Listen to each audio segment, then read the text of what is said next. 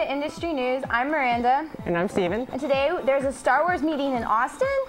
And Nintendo's planning on launching a new network. So stay tuned for some industry news. Ever tried to enter a friend code on your Wii? Yeah, me neither. Although Nintendo's Wi-Fi connection system has allowed gamers to play with others online, it was extremely limited in terms of matchmaking services and user profiles. Generally, gamers had to send each other a 12-digit friend code if they wanted to play with each other over the internet. One reports that Nintendo is planning to change all of that with the introduction of the Nintendo Network for the 3DS and the upcoming Wii U. The online community will compete with Microsoft's Xbox Live and Sony's PlayStation Network by offering individual profiles for each gamer and the ability to purchase downloadable content. Nintendo is playing catch-up by looking at gamer achievements and digital distributions of retail games, things that its competitors have done for quite a while. The Nintendo Network is slated to arrive at the Wii U probably by the end of the year. May the Force be with you. Bioware announced a Guild Summit for Star Wars The Old Republic last week. Guild leaders will have the opportunity to participate in question and answer sessions and roundtable discussions with Bioware developers. They will also have the chance to preview upcoming game features. The event is primarily for invited Guild leaders only, but a few spots remain open via an application on the game's website. The application is open until February 10th. The summit will be held here in Austin on March 4 through 6 at the DoubleTree Hotel. After the shortest beta period in history, everything you loved about Steam is coming to your phone. Everything that is, except for the games themselves. Joystick reports that the Steam mobile app is now available for all Steam users who own an iOS or Android-powered device.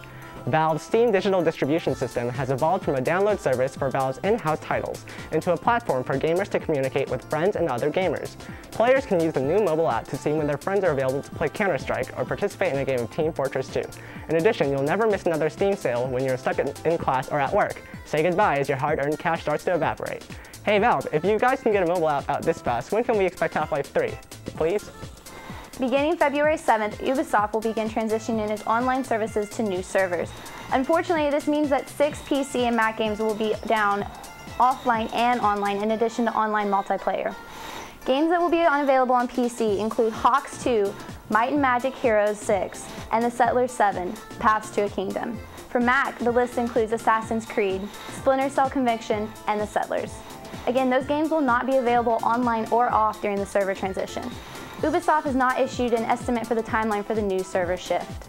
Bethesda has announced the Skyrim 1.4 update, and its new modding tool should be following soon. Although gamers have been able to write mods for Skyrim, these have been extremely limited.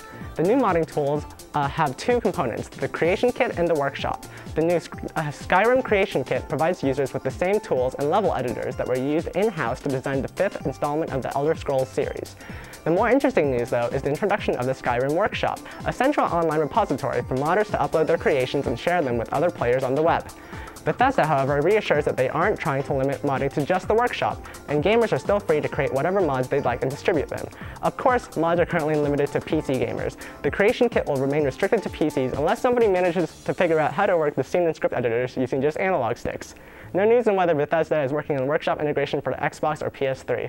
Sony reported more than $1 billion in losses for the last 3 months of 2011. Luckily, PlayStation 3 hardware and software sales increased since the second quarter, with Sony selling 6.5 million PS3 units. Sony reported 66.2 million software units sold in the same period. Overall, Sony reported a net loss of $1.2 billion for the quarter. They attribute the loss to the impact of the October 2011 floods in Thailand, deterioration of the market in developed countries, and foreign exchange rates. And that's been Industry News. I'm Miranda. And I'm Steven.